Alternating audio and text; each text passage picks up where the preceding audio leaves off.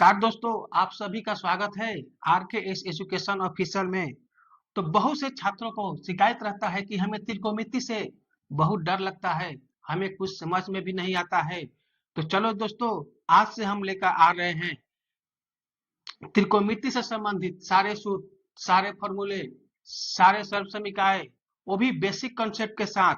मतलब कि कमजोर से कमजोर छात्र भी देख करके आज से समझेंगे कि वो कि त्रिकोणमिति से हमें डर नहीं लग रहा है।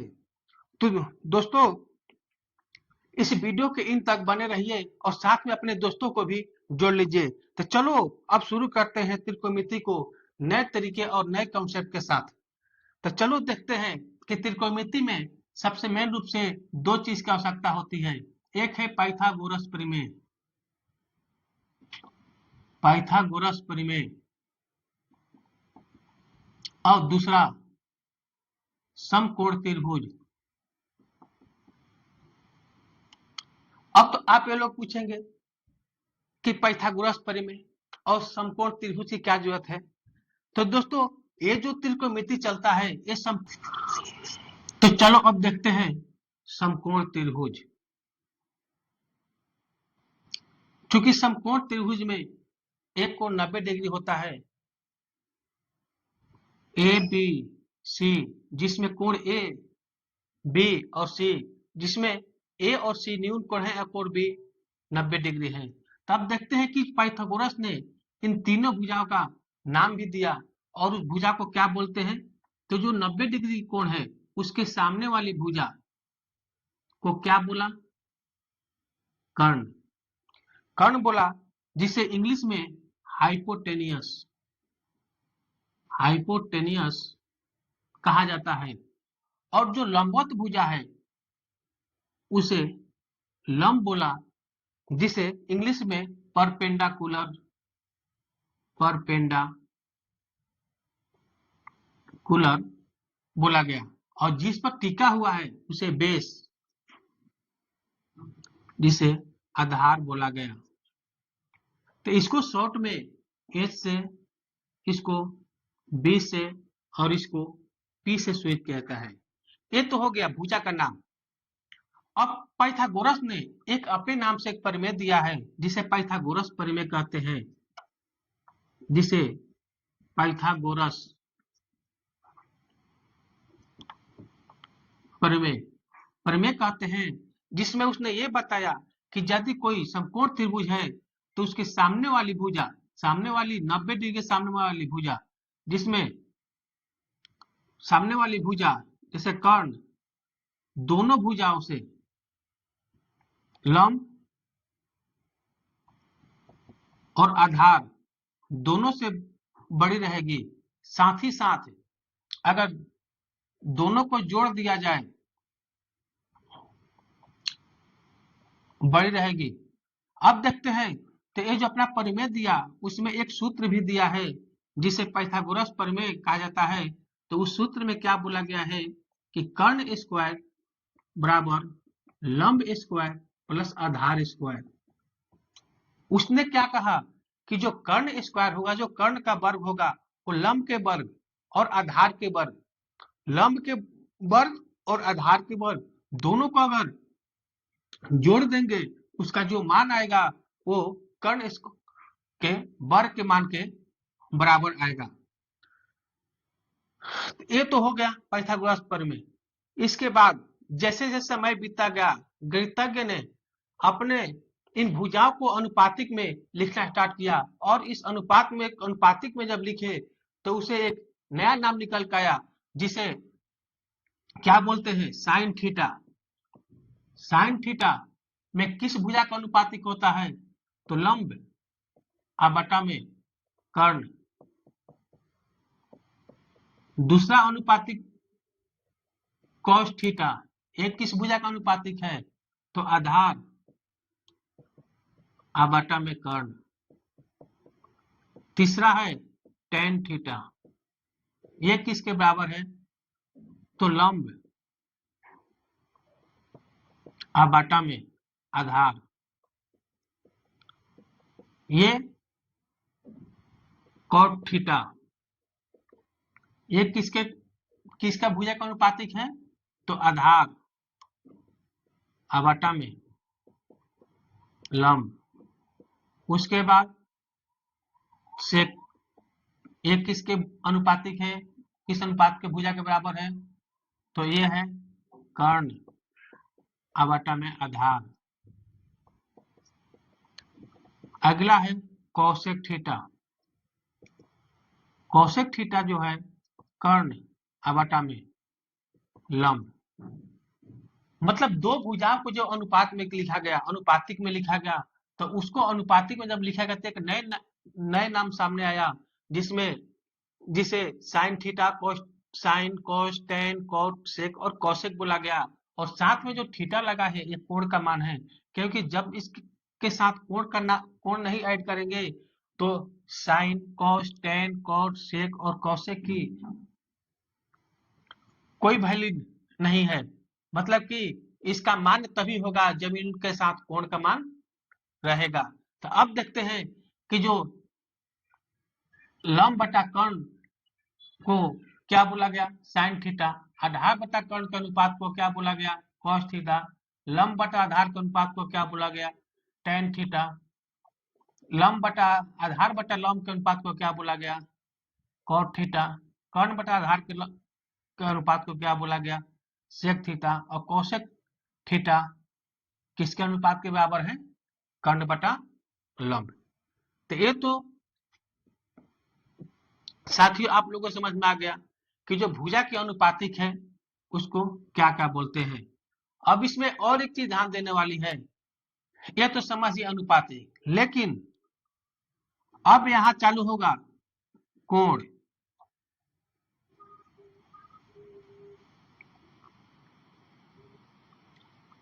कोण ए बी सी, तो जो 90 डिग्री के सामने वो तो कर्ण फिक्स है, को कर्ण ही रहेगा। जो 90 डिग्री के सामने की भुजा है वो कर्ण रहेगा, लेकिन लंब और आधार आपस में चेंज होते रहते हैं, क्योंकि लंब और आधार वो निर्भर करता है कि जिस पर कोण है रहेगा, जिसको हम बेस बनाएंगे वो आधार होगा, और जिस भुजा को हम लंबवत रखेंगे वो लंब होगा। अगर हम कोण सी को बनाते हैं, इसको हम अगर बनाते हैं, कोण लेते हैं थीटा, तो इस स्थिति में ये हो जाएगा आधार, ये हो जाएगा लंब और ये रहेगा कर्ण।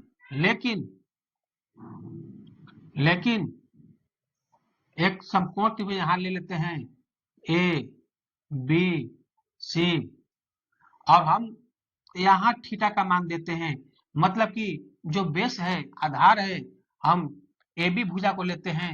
इस स्थिति में ये बन जाएगा आधार, ये हो जाएगा लंब, और 90 डिग्री के सामने वाला कर्ण।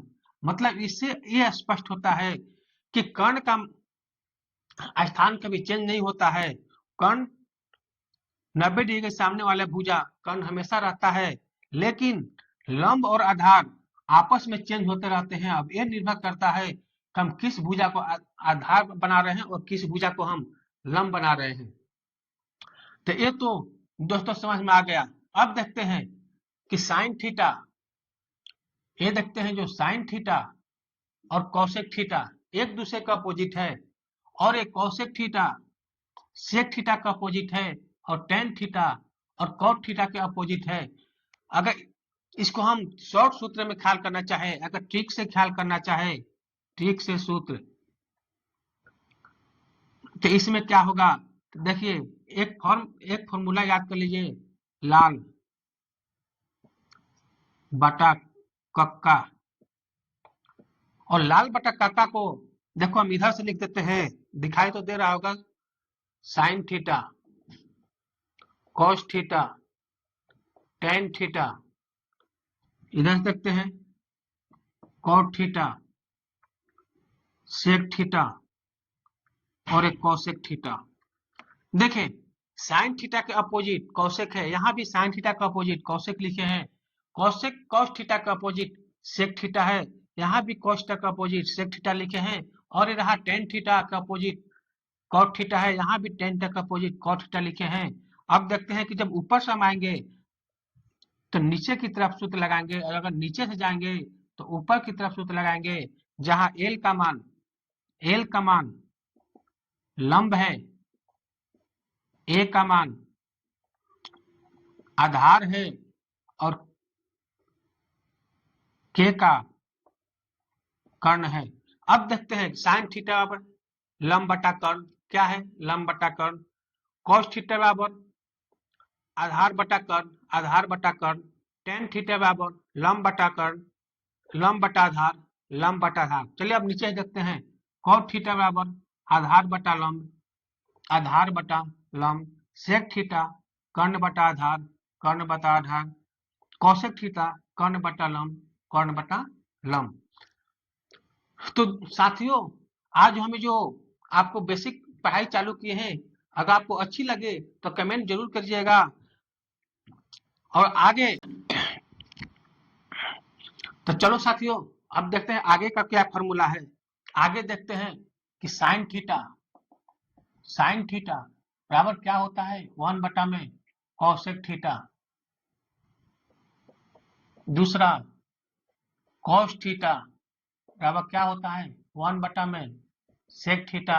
और तीसरा टेन थीटा बराबर क्या होता है 1 बटा में कॉट थीटा। तो देखिए साइन थीटा का अपोजिट क्या है कॉसेक थीटा, कॉस थीटा का अपोजिट 1 बटा सेक थीटा और टेन थीटा का अपोजिट कॉट थीटा। यहाँ भी देख सकते हैं साइन थीटा का सूत्र क्या है लंब बटा कर्ण और कॉसेक का क्या है कर्ण बटा लंब। कॉस थीटा का सूत्र क्या है आधार बटा कर्ण और कॉट थीटा का क्या है कर्ण बटा आधार। टेन थीटा क्या है लंब बटा आधार और कॉट थीटा क्या है आधार बटा लंब। तो यहाँ सूत्र से देख रहे हैं कि एक दूसरे का अपोजिट है, तो इसलिए एक सूत्र आपका ये बना। अब देखते हैं अगला सूत्र क्या है, अगर साइन थीटा गुने कॉसेक थीटा क्या हो जाएगा, एक कॉस थीटा गुने सेक थीटा क्या हो। चलो आगे देखते हैं। अब देखते हैं कि एक कैसे हुआ, क्योंकि साइन थीटा का मान क्या होता है लंब बटा में कर्ण और कौशिक का कर्ण बटा में लंब। देखो एक दूसरे अपोजिट कट गया, इसका क्या होगा मान, क्या मान आया एक। उसी प्रकार कॉस थीटा गुने सेक थीटा का मान क्या होता है एक। इसका देखते हैं कॉस थीटा का क्या होता है आधार बटा कर्ण और इसका क्या होता है कर्ण बटा आधार। देखे कर्ण से कर्ण कट गया, आधार से आधार, कितना मान आ गया एक। अब आगे देखते हैं टेन थीटा गुने कॉट थीटा, इसका भी मान एक होता है। चलिए इसको भी देख लेते हैं। टेन थीटा का मान क्या होता है लंब बटा आधार, कॉट थीटा का मान क्या होता है आधार बटा में लंब। देखिए आधार से आधार गया और लंब से लंब, मान कितना गया 1। तो दोस्तों इतना तक आप लोगों को समझ में आ गया होगा। अगर इतनी जानकारी आपको अच्छी लगी होगी तो लाइक और कमेंट करना ना भूले। धन्यवाद।